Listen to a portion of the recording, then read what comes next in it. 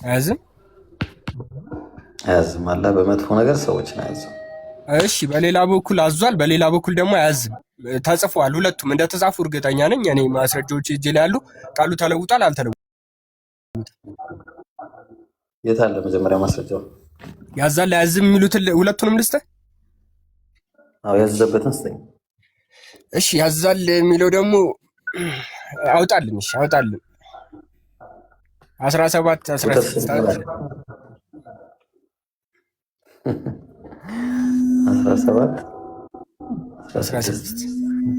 ወኢዛ አረድና አን ኑህሊከ አልቀርየተ በአማርኛ በብሉሃ ተሰቁ ፊሃ። ይሄ እኮ ሰዎች ጠመሙ ሰዎችን ነው። አረ ጨርስልኝ፣ በህግ አምላክ ጨርስልኝ እስከ መጨረሻው። አዎ ከተማ ወይ አንዴ ላነብልህ እኮ ነው። ከቁጥር 14 ጀምሮ ምን ይላል መሰለ? መጽሐፍንም አንብብ። ዛሬ በአንተ ላይ ተቆጣጣሪ በነፍስህም በቃ ይባላል። የተመራ ሰው የሚመራው ለራሱ ብቻ ነው። የተሳሳተም ሰው የሚሳሳተው ጉዳቱ በራሱ ላይ ነው። ተሸካሚ ነፍስ የሌላኛይቱን ኃጢአት አትሸከምም። መልእክተኛም እስከምልክ ድረስ አንቀጠም። ከተማንም ለማጥፋት በፈለግን ጊዜ ባለጸጋዋን እናዛለን አለ። ኦኬ፣ በውስጧ ያምጻሉ፣ በእርሷም ላይ የቃሉን ቅጣት ይፈጽማል አለ። የማን ይፈጽሙባታል? ማጥፋትንም እናጠፋዋለን ይላል። ይሄ ሰዎች አመፅ ሲጀምሩ ሊትራሊ አላህ ስብሐነሁ ወተዓላ አንደኛውም በሌላኛው የሚያደርገውን ነገር ነው የሚያሳይ። ይሄ ደግሞ የተለመደ ነገር ነው። ለምሳሌ ላሳየ፣ ለምሳሌ ማለት ነው። እሺ አንዴ ላሳየ። ምን ይላል መሰለ? ምን ይላል መሰለ?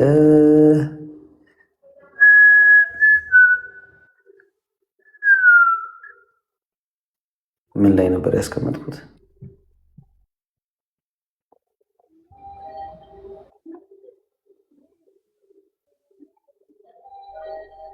እሺ እሺ እሺ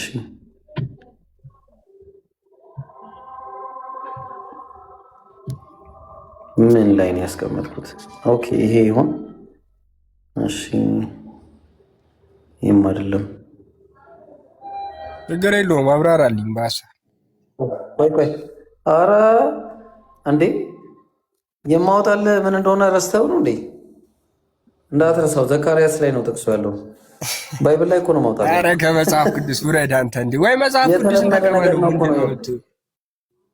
አይደለም የተለመደ ያማል እኮ እያልኩ ነው። ዘካርያስ እሺ፣ እዚህ ጋር ያላችሁ ሰዎች ለምሳሌ እኔ እስልምና ፈልግ ተዋቸው።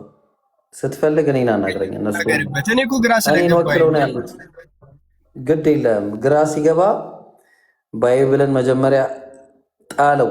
ይሄ ሀሳብ ባይብል ላይ ስላለ ባይብልን ጣለው መጀመሪያ። እሺ ቁርአን ላይ አላህ ሱብሓነሁ ወተዓላ የተናገረው አመርና ሙትረፊሃ እያለ ሲናገር የነበረው የታለ? ዘካርያስ ምዕራፍ 2 ቁጥር ስንት ላይ ነበር? ቁጥር 7 ይሁን። ኦ ማይ ጋድ አላሁ አክበር። እንደምትረዳው ይገርመኛል። እንደ ጀግና ምን ሆነ ነው አንተ? አንድ ሰው እውነት ፈልጎ ሲገባ እስልምናን ለመቀበል እንኳን ቢሆን እኮ መጽሐፍ ቅዱስ እያወጣህ ነው ማለት ነው የምንነግረው። መጽሐፍ ክርስቲያን ከሆነ እስልምና እውነት ለመሆኑ እኮ የመጽሐፍ ቅዱስ ከገባ እንደዛ ነው ማለት ነው። መናገር አይጠበቅብህም እኮ እስልምና ለትችት የምትገባ ከሆነ አዎ እንደዛ ነው ማድረገው። ጥያቄ አይደለም እኮ የገባሁት እኔ ላላላ ጠያቂ ሰው ያስታውቃል። በነገራችን ላይ ጠያቂ ሰው ምን እንደሚጠይቅ አውቃለሁ ነው። ገብቶሃል አይደለ? እሺ። ስለዚህ አሁን ያ የምጠይቀው ጥያቄ ከጥያቄ ተነስቼ ነው እንደዚህ ነገር። አሁን ይሄ አላህ በመጥፎ ያዝም በመጥፎ ያዛል ማለት ምንድነው ነው ጥያቄ። አላህ በመጥፎ የምትናገረው ነገር ካለ እኮ ላዝ ልነግርህ። ቆይ ልንገርህና ባይብሉን አሳያለሁ። ቀደምም እኮ ነግሬሃለሁ። እዚህ ጋር አላህ ሲናገር ቁርአኑ ላይ እየተናገረ ያለው ከመጀመሪያው ጀምሮ ሱብሃነ ለዚ አስራ ቢዐብዲሂ ለይለን ሚነል መስጂዲል ሐራም ኢለል መስጂዲል አቅሳ ካለ በኋላ ወአተይና ሙሰል ኪታብ ወጀዐልና ሁደን እሺ ዙርየተን ሐመልና ወቀደይና ኢላ በኒ እስራኤል አለ። ስለ እስራኤል ልጆች የተነገረው ነገር አወራ። ምን አለ? ለቱፍሲዱና ፊል አርዲ መረተይን በምድር ላይ 2 ጊዜ ጥፋትን ታጠፋላችኋል። ዑሉወን ከቢራ ወለተዕሉና ዑሉወን ከቢራ። ስለዚህ በምድር ላይም በእርግጥ 2 ጊዜ ታጠፋላችሁ፣ ትልቅም ኩራትን ትኮራላችኋል። ፈኢዛ ጃአ ዋዕዱ ኡላሁማ ይላል። ከዛ በኋላ በእርግጥም ከሁለቱ ከነዚያም የመጀመሪያዊቱ ቀጠሮ በመጣ ጊዜ ለእኛ የሆኑ ባሪያዎችን የብርቱ ኃይል ባለቤት የሆኑትን በእናንተ ላይ እንልካለን አለ። ኦኬ ብርቱ ኃይል የሆነውን ማለት ልክ አሁን ትንቢተ ዳንኤል ላይ እንዳለው ግልጽ ነው። ትንቢተ ዳንኤል ላይ አምላክ እንዳለው ማለት ነው። ሰው አሁን ምን አለ ቀጠለና እመጣላለሁ እዛ ላይ በቤቱም መካከል ይመላለሳሉ ይበረብሩታል አለ። ይህም ተፈጻሚ ቀጠሮ ነበር አለ። ከዚያም በኋላ ለእናንተ በእነሱ ላይ ድል መለስንላችሁ፣ በገንዘቦቻችሁም በወንዶች ልጆቻችሁም ጨመረ ምናምን እያለ መጣና መጨረሻ ላይ አሁን አንተ ያልከውን ተናገረ አላህ። ምን አለ? አንድን ነገር አላህ ማጥፋት ከፈለገ አመፀኛ የሆነን ማለት ነው። አመፀኛ የሆኑትን ማጥፋት ከፈለገ አመርና ሙትረፊሃ በእነሱ ላይ ሌሎች አመፀኞች አሉ። እነዛ አመፀኞችን እንደሚልክባቸው ነው እየተናገረ ያለው። ልክ አሁን እግዚአብሔር ሴቶቻችሁ ይነወራሉ ብሎ እንደተናገረው ይህን ጥቅስ የሚያወጣልኝ ማን ነው? ዘካርያስ ላይ ቅድማትቸው ነው። ሴቶቻችሁ ይደፈራሉ የሚለው ማለት ነው። ሴቶቻቸውም ይደፈራሉ ብሎ የተናገረበት አንድ ጥቅስ ነበረ። እሱን ነው እየፈለግኩ የነበረው ማለት ነው ከቅድምም ጀምሮ። ኦኬ እሱን አውጡልኝና ከዛ ይሄ ነው ገልጹ ባጭሩ። እኔ እኮ 7:28 ላይ አያዝም እና ከዛ ጋር ተጋጨብኝ ነው ያልኩህ እኮ አስማማልኝ ነው ያልኩህ። እኔ አገኘሁት ነው በቃ ተመሳሳይ ስለሆነ አገኘሁት በቃ ችግር የለውም። ያውልህ አሁን ለምሳሌ አሁን አንተ እየተናገርክ ያለው ይህንን ሀሳብ ነው ባይብል ላይ አሕዛብም ሁሉ በኢየሩሳሌም ላይ ለሰልፍ እሰበስባሉ፣ ከተማይቱም ትያዛለች፣ ቤቶችም ይበዘበዛሉ፣ ሴቶችም ይነወራሉ፣ የከተማይቱም እኩሌታ ለምርኮ ይወጣል፣ የቀረው ሕዝብ ግን ከከተማው አይጠፋም አለ። አንድ ሴቶቹ ይነወራሉ ይደፈራሉ ነው ያለው። ከዛ ይሄ ብቻ ሳይሆን በጣም የሚገርምህ ነገር እግዚአብሔር የሰው ስጋ ሁሉ ያስበላቸው ነበር። እግዚአብሔር እነዚህን ሰዎች የሰው ስጋ ያስበላቸው ነበር። ይሄ በመልካም ማዘዝ አይደለም። ምሳሌ ምን እያለ ይናገር ነበር? አረ ከሬሳ አትውጣ። ቆይ አንዴ የት ነው የምትሄደው? ለምን ያረጋውን ልነግርህ እኮ ነው። አንዴ ይሄ መልካም ስራ ነው አይደለም? ማሳቡ ላይ አትውጣ። የወንድና የሴት ልጆቻቸውን ስጋ አበላቸዋለሁ አለ። ማን ነው ይሄንን ያለው? በፈጣሪ ስም የጠየቅኩ ሌላ የምመልሰው ሌላ። ወይኔ ምንድነው ገብቶኛል። መጥፎ ስራ ያዛል የሚለውን ነገር እኮ እያወራን ነው ቀዳማዊ። እሺ ምን ሆነ ነው? መጥፎ ስራ አይደለም ይሄ ነገር የልጆች ስጋ መብላት። እሺ ቀጥል እኮ ነው በለኛ ቀዳማዊ። ሰላም በሰላም እናውራ። ቀጥል። አንተም እየመለስክልኝ አይደል?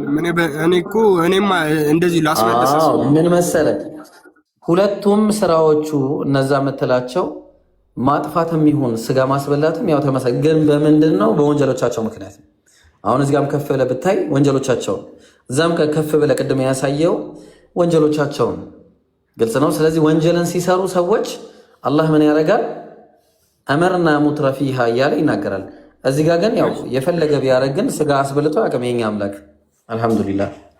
የፈለገ ቢሆን ስጋ ግን አስበልቶ አያውቅም። ስጋ አስበላም የኛ አምላክ። የወንድና የሴት ልጆቻቸውን ስጋ አስበላቸዋለሁ አይልም። ይሄ ልዩነቱ ነው። እሺ ግማሹን ከጂኒዎችና ከሰው ግማሹን ለሲኦል ነው የፈጠርኩት ይላል። ከዚህ ጋር እንዴት ታስማማዋለህ? ያው እዛ ጨርሰዋ ጥቅሱ ምን ይላል? እስቲ ስጨርሰው ጥቅሱ እኮ አንተ ጨርሰው ነው ስለምታውቀው አንተ። ሀጣን ከማፀን ጀምሮ እሳቱ ስለሚል ነው ባይብል ላይ እንደዛ እንዲህ ሲሆን ነው ማለት አይደለም። ጥያቄ ብዙዎቹን ለሲኦል ለገሃነም ፈጠርኳቸው ይላል አይደል? በስራቸው ምክንያት ነው። እዛው ጋር ምን ይላል? ስራቸውን ልንገር፣ እዛው ቁርአን ላይ ይናገራል። እሺ ንገረኝ። እዛው ስራቸውን ሲናገራል። ለሁም ቁሉቡን ላ የፍቀሁነ ቢሃ ልቦች አላቸው አያስተውሉም ማለት ስለማያስተውሉ ወለሁም አዕዩኑን ላ ዩብሲሩነ ቢሃ አይን አላቸው አያዩም። ወለሁም አዛኑን ላ የስመዑነ ቢሃ ጆሮ እያላቸው የማይሰሙ ስለሆኑ ነው። ኦኬ ተነግሯቸው የማይሰሙ ስለሆኑ ነው። ኡላኢከ ከለንዓም ይላል። እነዚህ ልክ እንደ ምንድናቸው አለ? እንደ እንስሳዎች ናቸው አለ። ስለዚህ እንዳውም ከዛ የሚባሱ ናቸው ነው ባጭሩ። ስለዚህ ሌሎች ምን ብዬ ላስማማለሁ ማለት ጠቅለላ አድርጋ አሁን ሀሳብ ስጥበትና ስለዚህ ስጥበት ቀዳማ ይሰማል። ቆይ ዩሮ ኔትወርክ ይዟል። ኧረ አልያዘኝም። አንዴ እሱ ኢብሮ ይመልስ ነው። ኔትወርኩ የጄክ ነው የኔ ነው ችግሩ። ኔትወርክ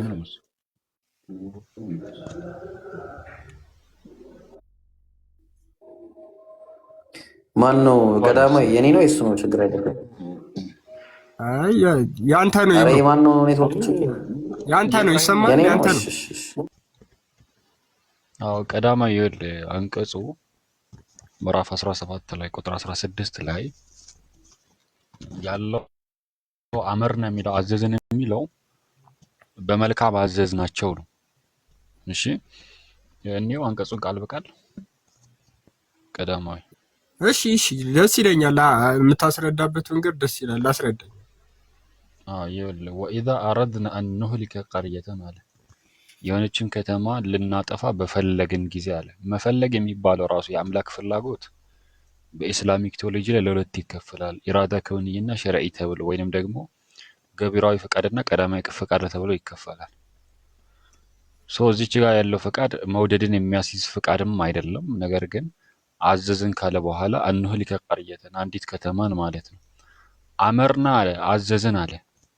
አመርና አዘዝን ማለት በመልካም አዘዝናቸው። ሙትረፊሃ የበላይ የሚባሉት ዋና የሚባሉትን ሰዎችንም ሌሎችንም በዋናነት እነሱንም መልካም እንዲሆኑ በዋናነት ደግሞ እነሱንም መልካም እንዲሆኑ አዘዝናቸው። እኔም በመታዘዝ አዘዝኳቸው አለ። እነሱ አመርና ሲል አዘዝናቸው ሲል በመልካምነትን ነው። እኔም በመታዘዝ ላይ አዘዝኳችሁ ነው። ነገር ግን እነሱ ምን አደረጉ? ፈፈሰቁ ፊሃ በሷ ላይ አመፅን አስፋፉ። እነሱ የታዘዙት በመልካም ነበር፣ እነሱ ግን መጥፎን አስፋፉ ማለት ነው። ስለዚህ ምን ሆነ? ፈሐቀ ዐለይሂሙል ቀውሉ ፈደመርናሃ ተድሚራ በእነሱ ላይ እውነቱ ተረጋገጠች አለ። የትኛው እውነት ሲባል አንድ ነገር አስቀድሞ ከመከሰቱ በፊት ስለሚያውቅ እነዚህ ሰዎች ይህንን እንደሚያደርጉ የጻፈው ንግግሩ በእርግጥ አይ ወጀበል ቀውሉ ፈሐቀ ዐለይሂሙል ቀውሉ ሲል አይ ወጀበል ቀውሉ በእውነት ንግግሩ ተረጋገጠ ማለት ነው። ከዛ ምን አደረግናቸው? ፈደመርናሃ ተድሚራ መደምሰስን ደመሰስናቸው አለ። ለምን አመርናሃ ብሏል? መጀመሪያ ላይ ቀርየትን አመርና ብሏል። አዘዝን። በምን አዘዝ? በመልካም አዟቸው ነበር። በመልካም አዟቸው እምቢ ስላሉ ከዛም ስላመፁና አሻፈረኝ ብለው መጥፎ አካላቶች ስለነበሩና ህዝብን ስለሚያጠፉ ፈደመርናሃ ተድሚራ አለ። ገብቷል? ያዘዛቸው በመልካም ነው። ገብቷል? በቃ ከገባ የቀድም ኢብራሂም ሲጠይቅ የነበረውን መልስ። አሁን ጥያቄ አለኝ ልቀጥል። እኔ ሌላም ጥያቄ ስላለኝ በተመሳሳይ እንድመልስልኝ ስለፈለኩ ችግር የለውም። አይ ትጠይቃለህ፣ ችግር የለውም። እኔም አንድ ልጠይቅህ እዚሁ ሀሳቡ ሳይቀየር። አይ እኔ ልጠይቅ ነው የገባሁት፣ ልጠይቅ ነው የገባሁት እኔ ግራ የገባኝን እንጂ አሁን እኔ ባለማወቄ እንትን ዝግጁ አይደለሁም ለመጠየቅና እኔ ልጠይቅና ልውጣ።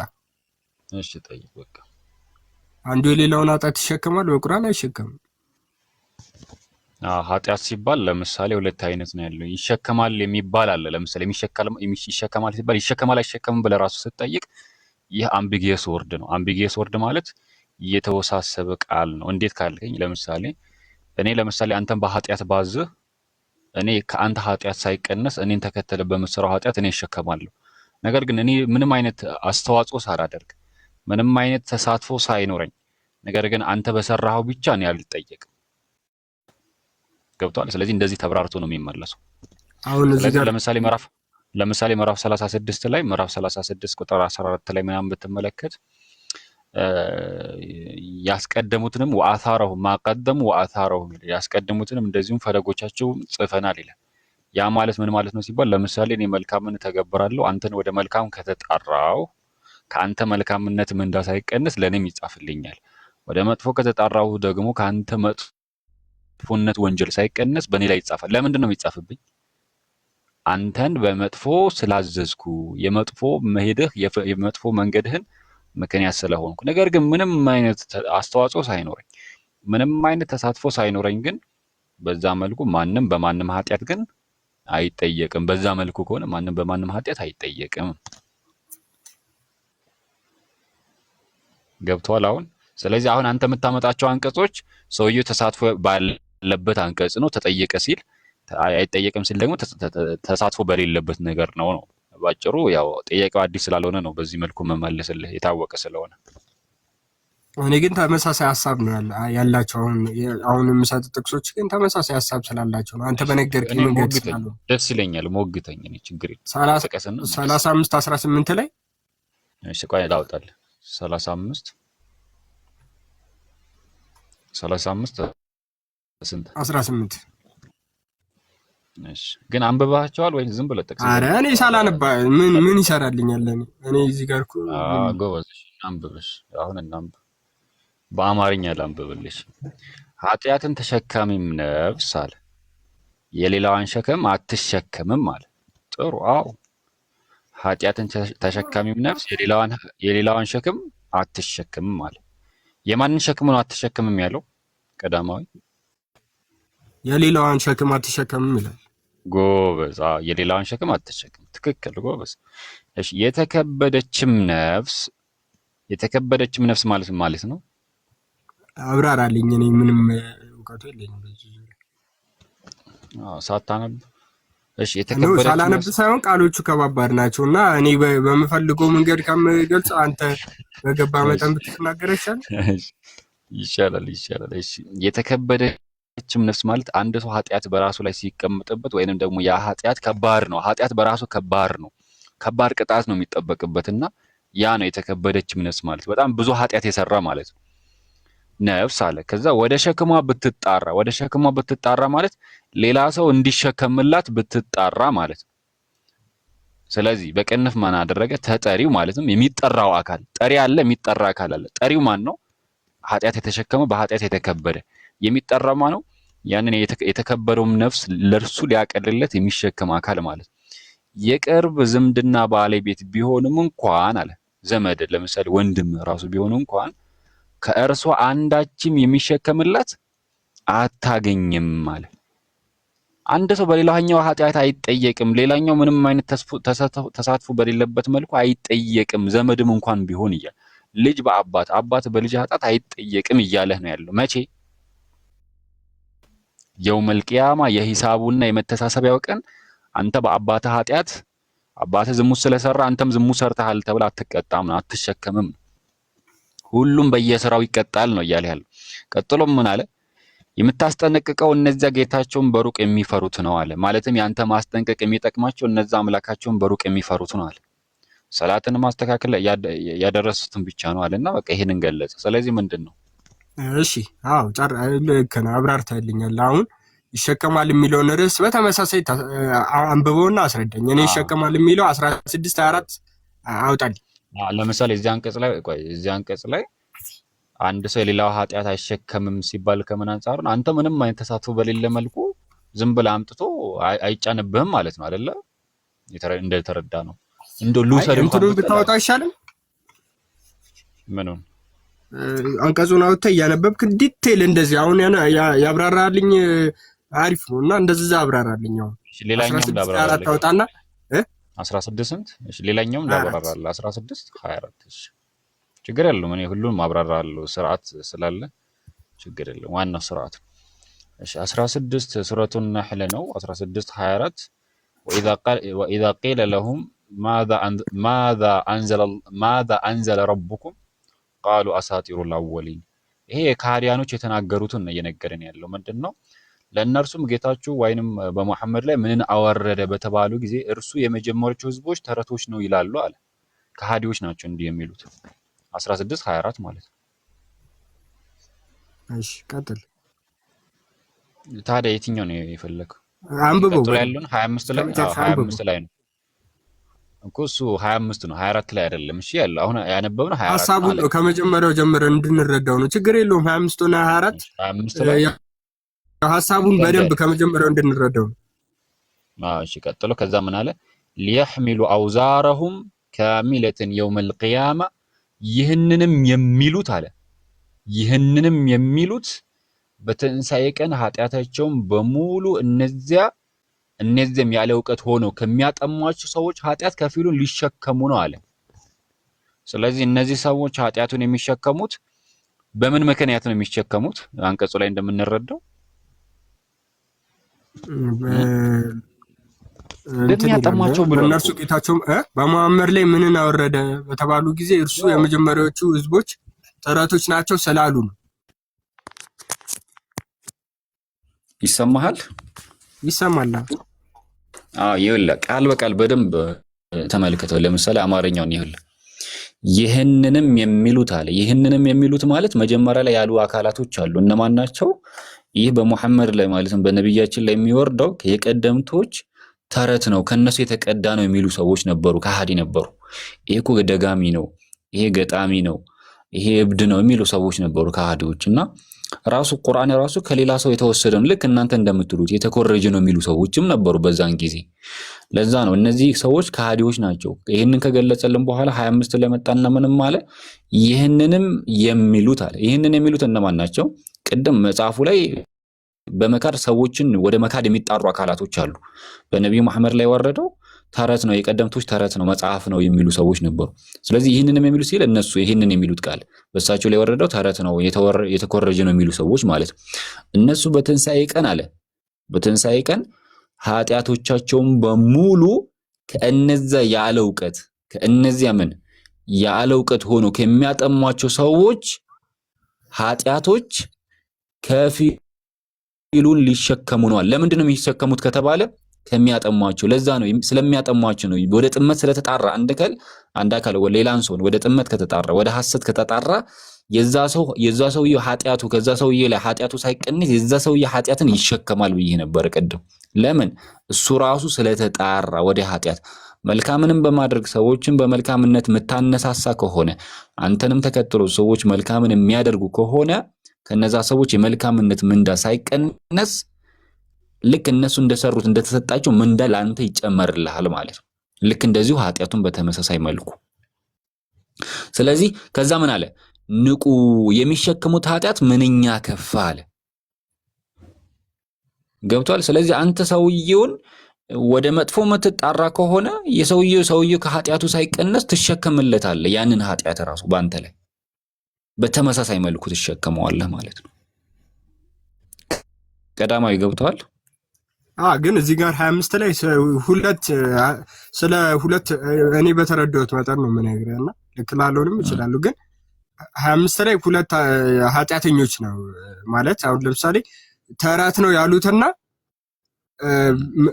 ከዛ በፊት ያሉት ከፊል እነዚህ የተሸከሙት ናቸው። ተረት ነው ያሉት የሚሸከሙ ናቸው።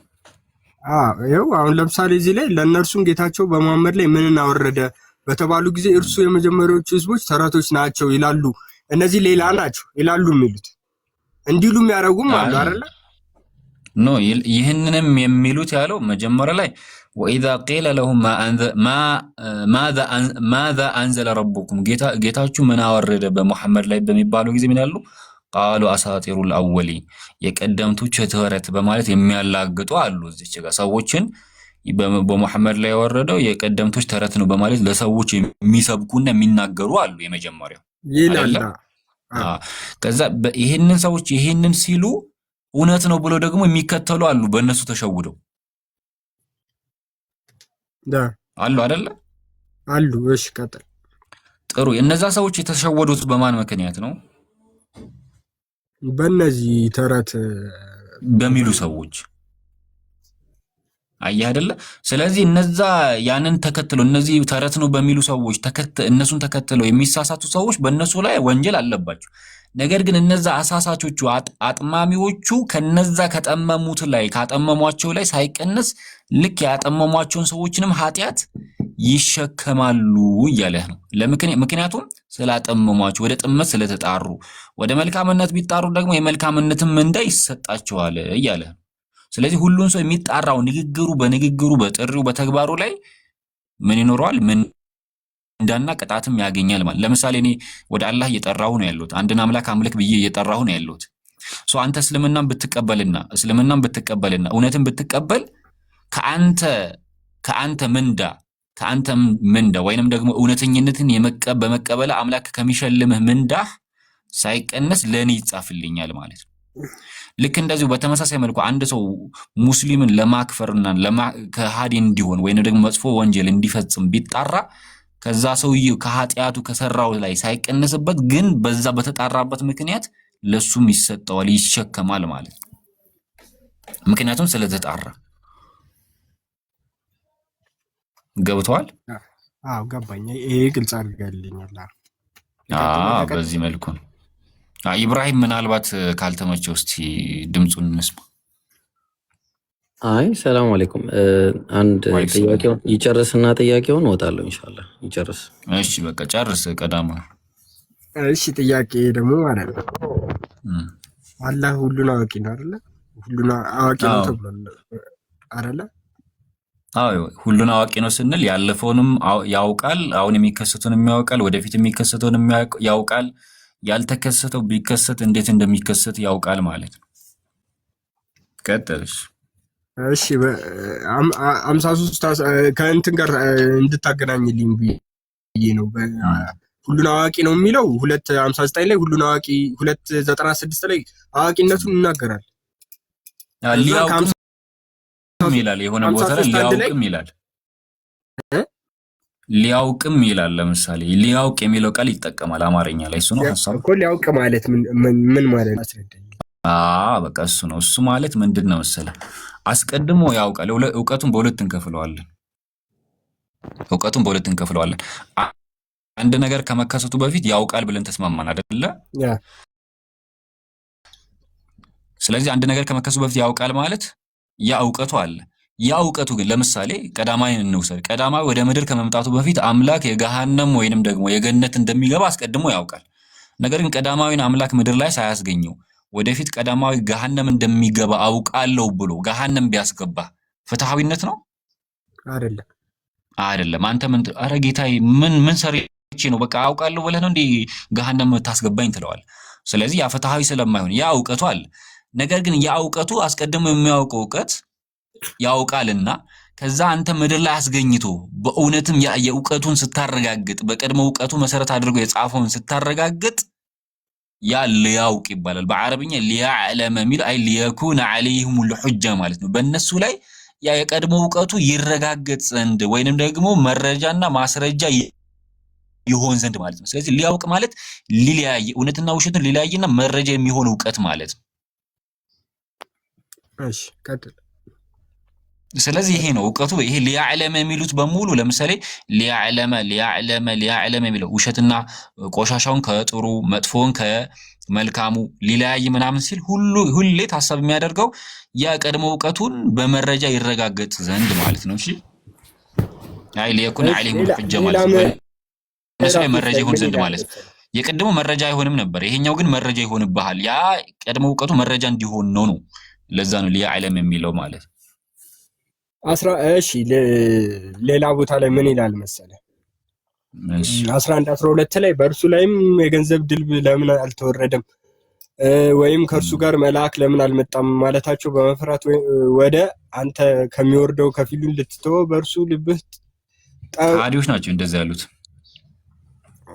አይ መጨረሻ ላይ የሚለውን እንትኗን እኔ ፖይንቷን እንትን ያሉት አንተ አስፈራሪ ብቻ ነህ፣ አላህም በነገሩ ሁሉ ተጠባባቂ ነው ይላል። እና ይሄን ነገር ተጠባባቂ ነው የሚለውን ነገርና 18:6 ላይ ደግሞ በዚህ ንግግር በቁርአን ባያምኑ በፍላጎቶቻቸው ላይ በቁጭት ነፍስህን አጥፊ ልትሆን ይፈራልሃል ይላል።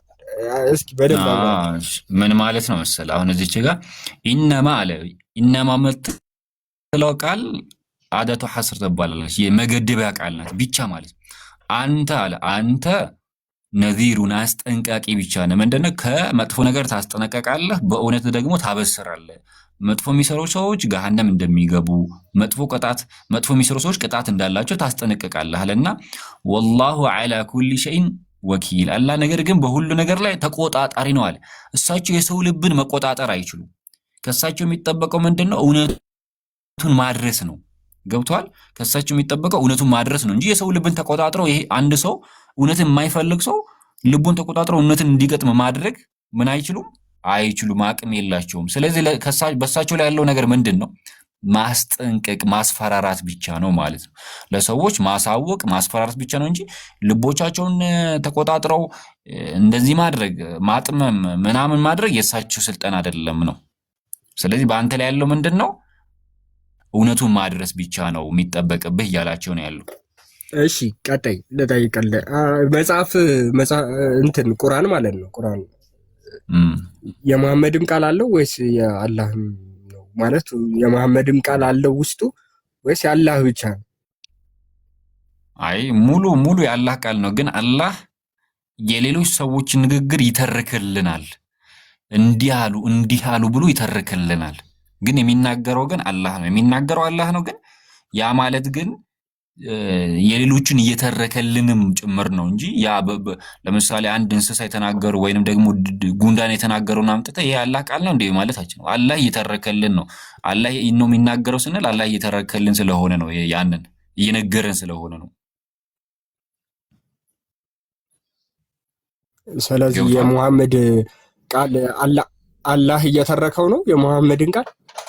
የሌሎችንም ያለፉትንም ክስተት በሙሉ አላህ ይተረካል። ለዛ ለነብዩ ሰለላሁ ዐለይሂ ወሰለም ያለፈውን ታሪክ በአንተ ላይ እንተረክልሃለን ይላል። እንደዚህም ያልተረክልንልህ አለ እየተደገመ ነው ማለት ነው። ይነግረናል። አላህ የቀደሙን ታሪክ ይነግረናል ማለት ይሄ አሁን ከቁርአን በፊት የነበሩት መጽሐፎች አሉ፣ እንጂልና ተውራት አሉ አይደል? አሉ። እነሱን ሊያረጋግጥ ነው ቁርአን የወረደው አይደል? ስለበረዙት እውነቱን ሊያረጋግጥ እውነት ሊል ውሸትን ውሸት ሊል ሰውን ማምለክ የለብንም ሊል ነው። ጥያቄ መሰረታዊ ጥያቄ በአምላክ ሪቪሌሽን ነው፣ በሱ ትእዛዝና መልእክት ራእይ የተበረዙት በምን በቁርአን ታወቀ። የተበረዘውማ ኦልሬዲ ተበርዟል። በቁርአን ነው አላህ Subhanahu Wa Ta'ala የተበረዘ መሆኑን ማለት በምን ታወቀ ነው ያልኩት እኔ። በቁርአን አልኩኝ እኮ ነው።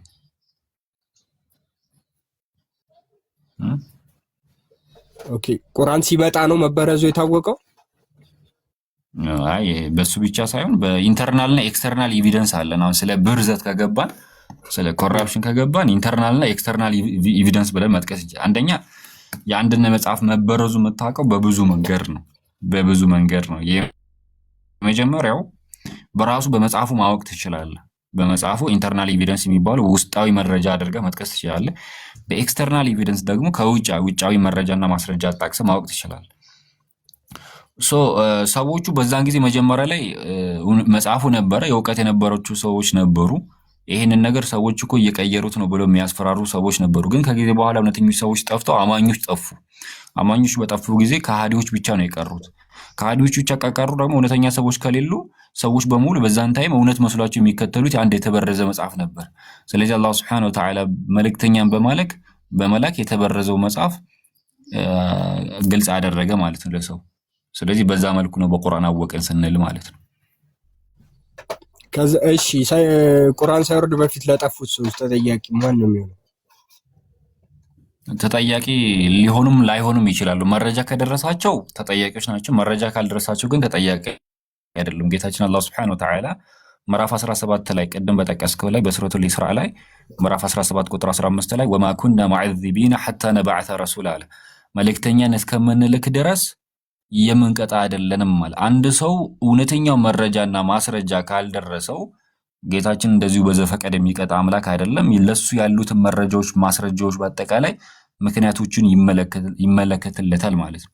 አይቶ አስተያይቶ ነው የሚቀጣውና ሁሉ ነገሩን አይቶለት። ስለዚህ ይሄ ነገር ገና ግልጽ አልሆነም ነገር ነው መረጃ ላልደረሰው አካል ለሁሉም እንደዛ ነው። ጌታችን መረጃ ላልደረሰው አካል በዘፈቀድ አይቀጣውም፣ ምክንያቶችን ይመለከትለት። እኔ የጠየቁ ከምን አንግል እንደሆነ ታውቃለህ? ለምሳሌ ነቢያት የእግዚአብሔር ልጅ እንደሚወለድ ያምናሉ፣ ይጠብቁም ነበር አይደል? የለም እንደዛው በመጽሐፍ ቅዱስ ነው ያልኩህ፣ ቁርአን ላይ አይደል እኮ። ለምሳሌ ኢሳያስ ባይብል አልጠቀስኩም እስካሁን ባይብል ያልጠቀስኩልህ ይቀላቀላል ብዬ ነው እሱ። አይ ኖ ልክ ነህ፣ ይቀላቀላል። የሆነ ይቅርታ ወደ መጽሐፍ ቅዱስ የገባሁትን በድህነት ደረጃ ማወቅ ስለፈለኩ ነው። ቁርአን ይወለዳል ማለት ይፈጠራል ማለት ነው። በመጽሐፍ ቅዱስ መወለድ ማለት መፈጠር ማለት ነው። መወለድ የሚለው ቃል ሊሆን ይችላል። አሁን እኔ ያው የሚጠብቁ አሉ ብቻ እምነታቸው። ለምሳሌ ኢሳያስን ልንወስድ እንችላለን። አሁን በቁርአን ላይ ተጠቅሷል ኢሳያስ መልእክቶች አሉት። ለምሳሌ መጽሐፍ ቅዱስ ኢሳያስ ይብሮ ማን ነው ኢሳያስ የሚባለው? በእኛ ኢብራሂም ያስረዳሃል። እሺ ባይብል ላይ ምናምን ቆይ ኢብራሂም ካለ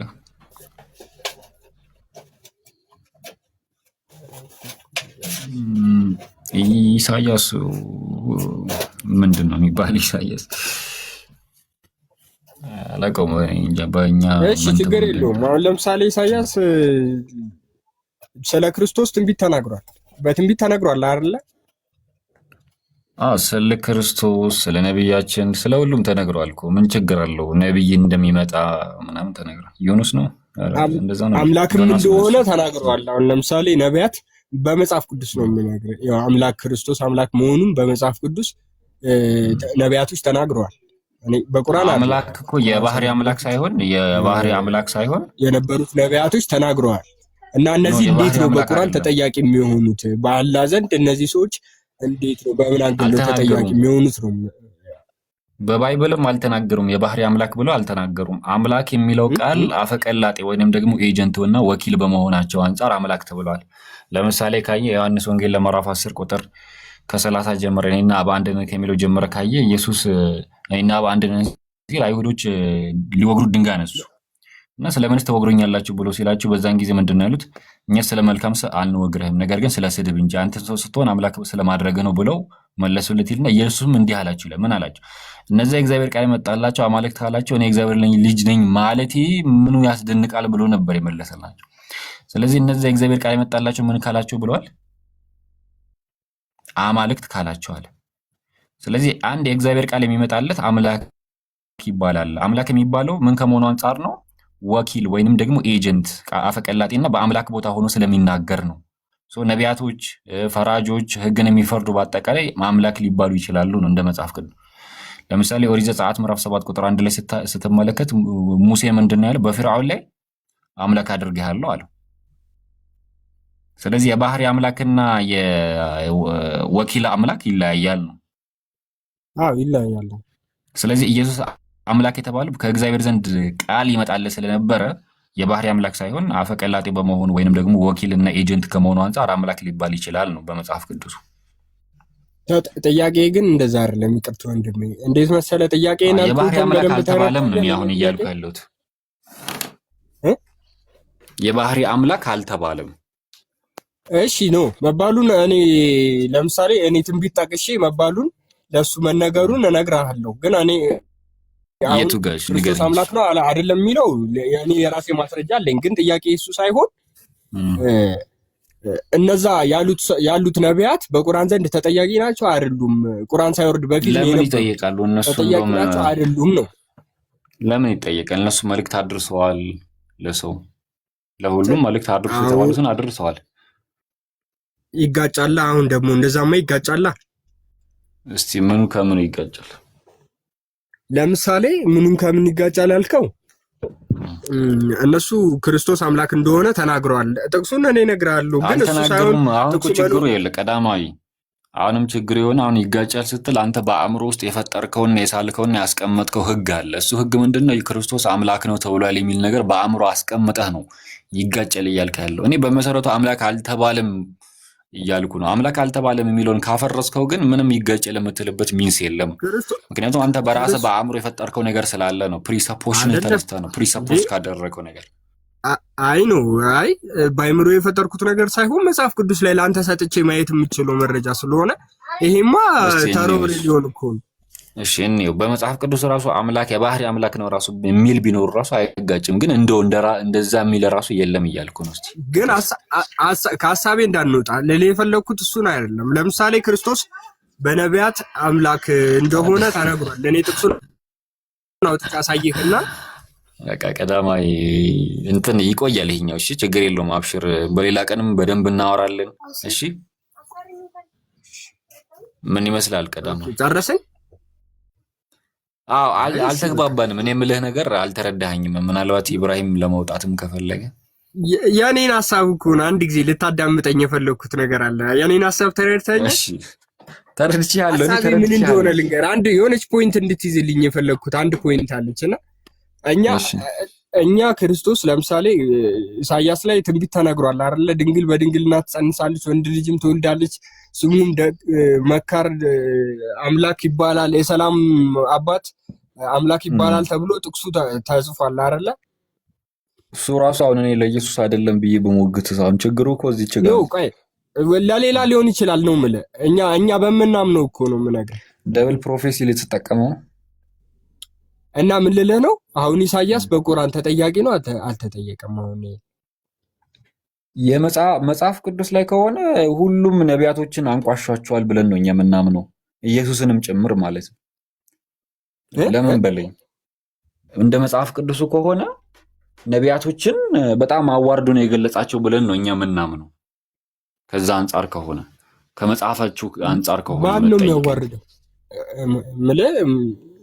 ግልጽ አድርግ። ባይብል ነው እንደዛ ከሆነ ባይብል ለምሳሌ እንደዛ ከሆነ እኮ አላህ ያወረደው ነው ብለሃል። እንደዛ ከሆነ እኮ አናምንም። እንደዛኛ እኮ መጽሐፍ ቅዱስ አላህ ያወረደው ነው ብለን አናምንም። መጽሐፍ ቅዱስ ሳይሆን እንጂልና ተውራት ያላህ የመጀመሪያ እንትኖች ናቸው አይደለ? ታዲያ መጽሐፍ ቅዱስ ማለት ነው እንጂልና ተውራት አይደለም እኮ። እንደዛ ማለት አይደለም። አዎ ተውራትና እንጂል ማለት መጽሐፍ ቅዱስ አይደለም። ስለዚህ እነሱ ኦኬ እንደዛ ከሆነማ እኔ እኮ እንደዛ መስሎኝ ነው። ስለዚህ የተለያየ አስተምሮ ነው ያለው። አሁን እንደውም እሱ ሌላ በቃ እንደዛ አይደለም። በቃ ባጭሩ አይደለም። ተውራትና እንጂል ስንል እኛ መጽሐፍ ቅዱስን አይደለም። ነገር ግን እናንተ በእጃችሁ መጽሐፍ ቅዱስ ብላችሁ የያዛችሁት መጽሐፍ ውስጥ ከተውራትና ከእንጂል ተወስዶ የተቀመጠ ሐሳብ አለ። በዛ መልኩ ነው ተበርዟል ስንል ነው። ስለዚህ ለሱ ማስረጃ ምን አለ? እሺ ብዙ አለ። ከእንጂልና ከተውራት ተወስዶ መጽሐፍ ቅዱስ የሆነበት ማስረጃ አለ የለም? ኧረ አለን፣ በጣም ብዙ ነው ያለው። ከኛ ከሆነ ብዙ አለን። ከኛ ከሆነ ከእናንተም ከሆነ ብዙ አለን። እኛ መጥቀስ ነው። ከኛማ አሳማኝ አይሆንማ። ከኛማ እንዴት መሰለህ አሳማኝ አይሆንማ። ስለዚህ ከኛ ከሆነማ እንደው ቀላል አደረክልኝ። ከኛ ከሆነ እሺ አስረዳ። ለምሳሌ እንጂልና ተውራት መጽሐፍ ቅዱስ እንዳልሆኑና አሁን እንድታስረዳኝ የፈለኩት ከዛው ከቁርአን ብትነግረኝ ችግር የለውም። ሌላ መጽሐፍ አይሆንም ላምጣልህና ለምሳሌ በግልጽ የተቀመጠ ሐዲስ አለና በኒ እስራኤሎች የእስራኤል ልጆች መጽሐፍን ጻፉ፣ ከዛም እውነተኛውን ተውራት ተው የሚል ሐዲስ አለ። ቆይ ላውጣልህ። ቁርአን ላይ ነው? አይ ሐዲስ ላይ ነው። ሐዲስ ለምሳሌ ሐዲስ ማለት መመሪያችን ነው። ጀስት እንደ ቁርአን ማለት ነው። ወርዷል መመሪያችን። ከላይ ነው የወረደው፣ ከአላህ ዘንድ ነው የመጣ መልእክት ነው። እንደ ቁርአን ማለት ነው። ቁርአን ውስጥ ተካቷል። ቁርአን ብቻ አይደለም መመሪያችን። እኛ ጋር መመሪያችን የሙስሊም መመሪያው ሙስሊም ሲባል መመሪያው ሁሌ ቁርአን የሚባል አለ፣ ከአላህ ዘንድ የተወረደ ቃል በቃል የሱ ቃል ነው ብለን የምናምነው። ከዛ ሐዲስ የሚባል አለ፣ ይሄም ከአላህ ዘንድ የመጣ ነው። ሁለቱ በደንብ ማወቅ ያለብህ ነው። ሌላኛው ኮንሰንሰስ ኦፍ ስኮላር የሚባል አለ፣ የሊቃውንቶች ስምምነት ከመጽሐፉ አጣቅሰው የሚያቀርቡት ማለት ነው። እነዚህ ሶስቱ ለኛ መመሪያዎች ናቸው፣ ግዴታ የምንቀበላቸው ማለት ነው። ስለዚህ እንደ ቁርአን ነው ሐዲስም ስንል። ግን ሐዲስ ላይ ምንድን ነው መሰለ፣ ሐዲስ ላይ ደዒፍ፣ ሶሒህ ሐሰን የሚባል አለ። ምንድነው? ይጣራል። ضعيف ከሆነ ተቀባይነት የለውም። ሐሰንና ሷሂህ ከሆነ ግን እንቀበለዋለን። ገብቷል? እሺ ቀጥል። ስለዚህ አሁን ሷሂህ ከሆነ አንድ ሐዲስ ወይንም ሐሰን ከሆነ እንቀበለዋለን። ضعيف ከሆነ ግን ተቀባይነት የለው። ይሄ ዘገባ ضعيف ነው ብለን ውድቅ እናደርገዋለን። ተቀባይነት አይኖረውም። ስለዚህ አሁን ይሄ ትክክለኛ ከሆነ ሐሰን ከሆነ ሐዲስ ነው። ሐዲሱ መጅሙዕ አዘዋኢድ ላይ ያለ ነው። ነቢ ሰለላሁ ዐለይሂ ወሰለም ምን አሉ? ኢነ በኒ እስራኤል አሉ፣ የእስራኤል ልጆች አሉ፣ ከተቡ ኪታበን መጽሐፍን ጻፉ፣ ፈተበዑ ተከተሉት፣ ወተረኩት ተውራት ተውራትንም ተዉ። ስለዚህ የእስራኤል ልጆች መጽሐፍን ጽፈው ተውራትን እውነተኛውን ተውራት ተዉት። እነሱ በራሳቸው ተውራት ብሎ ሰየሙት ማለት፣ እውነተኛውን ተውራት ግን ተዉት። ስለዚህ ምን ማለት ነው? ከእውነተኛ ተውራት ወስደው የተወሰኑ ሐሳቦችን መጽሐፍን ጻፉ ማለት ነው። ልክ በዛ መልኩ ነው። በዛ መልኩ ተደርጎ የተበረዘ ነው ብለን ነው መጽሐፍ ቅዱስን የምናምነው እንጂ ያ ከአላህ ዘንድ የተወረደው ተውራት ነው ብለን አናምንም። ስለዚህ እንጅልና ተውራት የሉም፣ አሁን የሉም። አዎ የሉም። እሺ አይሰማም። አዎ የሉም።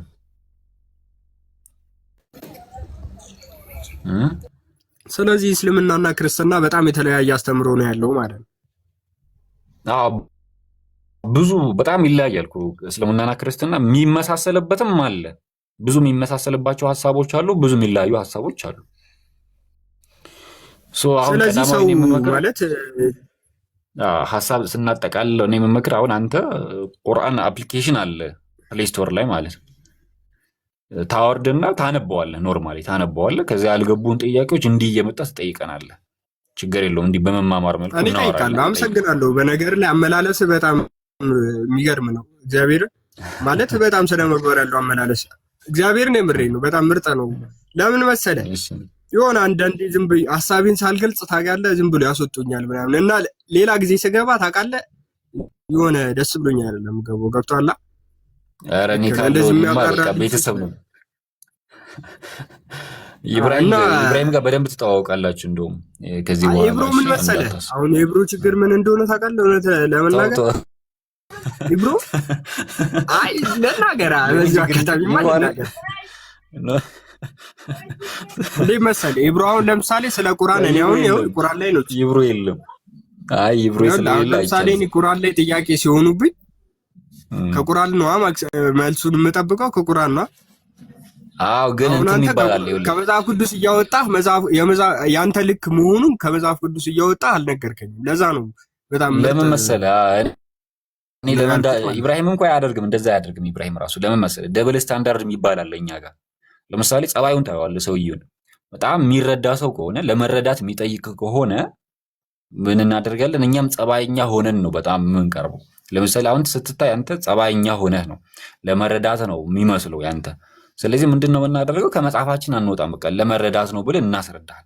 ግን ብዙ አይነት ሰዎች አሉ። ይሄ ለመረዳት ሳይሆን በቃ ዝም ብለው ለድራማ የሚመጡ አሉ። ያዝ ልቀቅ የሚሉ ሰዎች አሉ። ገብቷል? ለእነሱ ሲባል ነው እንጂ የሚጠቀሰው እኛ መጥቀስ ፈልገን አይደለም። ይሄ ከመጽሐፋችሁ መጥቀስ ፈልገን ሳይሆን አንሰማም የሚሉ ሰዎች አሉና እንዲያነቡ ለዛ ነው የሚጠቀሰው። አይ አመሰግናለሁ። ለማንኛውም እሺ ቀዳማዊ አመሰግናለሁ። ሌሎች ጥያቄውን ተመሳሳይ ነገር ካሉ ፎሎ ስላደረኩ ችግር የለውም። እሺ ኢብራሂም በተለይ ዋና ኢብራሂም ነው። ኢብራሂም በደንብ ፎሎ አድርጎ ኢብሮ ምን መሰለህ ኢብሮ ራሱ ነው። አሁን ለምሳሌ እኔ ክርስቶስ አምላኬ ነው። ኢብራሂም ቆይ ሲመጣ እነግረዋለሁ። ኢብራሂም ሲመጣ እነግረዋለሁ። እሺ ችግር የለውም። ቀዳማዊ ለምሳሌ ኢብሮ ምን መሰለህ፣ አይ ለናገር በዚሁ አጋጣሚ ብዙ ሰዎች ስለማይረዱ የለማ ኢብራሂም የለም። አዎ የለም። አይ እኔ ነው መናገር አይቻልማ። ከሌላ አሁን ህጋችን ራሱ ይሄ ነው። አንድ ሰው በሌለበት አይፈቀድም ነው የምንለው። ራሱ ህግ ነው። አሁን ቤቱ ላይ ኢብራሂም ከሌለ ተገቢ አይሆንም። እኔ አሁን መቀበል አልችልም ማለት ነው። አይ ነው ተቃውሞ አይደለም ይሄ ከኢብሮ ጋር ኢብራሂም ለምን እንዳደረገ ይነግርሃል። ኢብራሂም ቆይ ኢብራሂም ይመለስና እኔ እንደውም እነግረዋለሁ ቀዳማዊ። እሺ ችግር የለውም ከነስምህ ምናምን በደንብ እንደውም አንተ አሁን በስክሪንሾት በደንብ አድርጌ ግልጽ ማድረግ ያለብህ እስልምናና ክርስትና እንደውም በደንብ አንተ አሁን እሺ ስለ ኢብሮ ሳይሆን ጥያቄ አሁን እስልምናና ክርስትና በጣም የተለያየ አስተምሮ ስለሆነ ሰው በጭቅጭቅ ጊዜውን ባያሳልፍ ነው እንደውም አሁን መነጋገር ያለብን ሲመስለኝ። አሁንም ቅድም እንደውም ለመነጋገር መግባታችን ራሱ በጣም ማለት የማይገናኝ ሃይማኖት ስለሆነ ሰው ጊዜውን ማባከን ነው የሚሆነው ስታስበው አይደለ? ትክክል። ሰው መረዳት አለበት። መጀመሪያ መሰረታዊ ሀሳቡ ላይ መረዳት አለበት።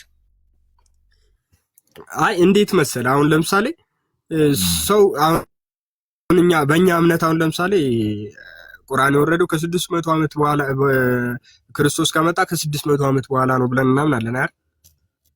እናምናለን እኛ። እሺ እናንተ እንደዛ ብለን ከመጣን በኋላ ከክርስቶስ ጋር አብረው የኖሩ ሐዋርያቶች የነገሩን አለ አይደለ? በጣም ብዙ ሐዋርያቶች ስለ ክርስቶስ ነገሩን አይደለ? እንደናንተ በመጽሐፋችሁ እንደኛ ነው የምነግርህ። ለኛ ነው እኔ ቁርአንን እንትን ነው ልል ፈልጌ ሳይሆን ሐሳቡን ነው እንድትረዳኝ ፈልጌ። አለ በመጽሐፋችሁ። በቃ ከክርስቶስ ጋር አብረው የነበሩ ክርስቶስ ጌታም ነው ያሉም አሉ። በቃ ስለ ክርስቶስ አምላክነትም የነገሩን እነሱ ናቸው ሐዋርያቶች። 12ቱም ሐዋርያቶች ስለ ክርስቶስ ሁሉም ተናግረዋል አይደለ? አሁን ይሄ አያስማማንም እኮ እኛ ራሱ አሁን መጽሐፉ ራሱ የምናደርግበት ነገር ነው። ነገሩ ያው ሰው ጊዜ ማባከን የለበትም። በእንደዚህ ምን እንደምትሉማ እኛ እናውቃለን እኮ ግን ያው እኛም አርጊው የምናደርግበት እዚህ የምንከራከርበት ርዕስ ነውና ኢብራሂም ፖዝድ ሆነዋል ሊያወርደን ነውና ኢብሮ ካለ እስቲ ልጻፍለት ኢብራሂምን እንዲዘጋው። እሺ ጻፍ ዝጋው ይልጻፍ በቃ ታችሁ ነው። እሺ ሌሎቻችሁም ቀዳማዊ እንገናኛለን። እኔ እነግረዋለሁ። እሺ አብሽር በቃ በሌላ ጊዜ ያለውን ጥያቄዎች ትጠይቃለህ። እሺ ሰላም አምሹላችሁ። እሺ እናመሰግናለን።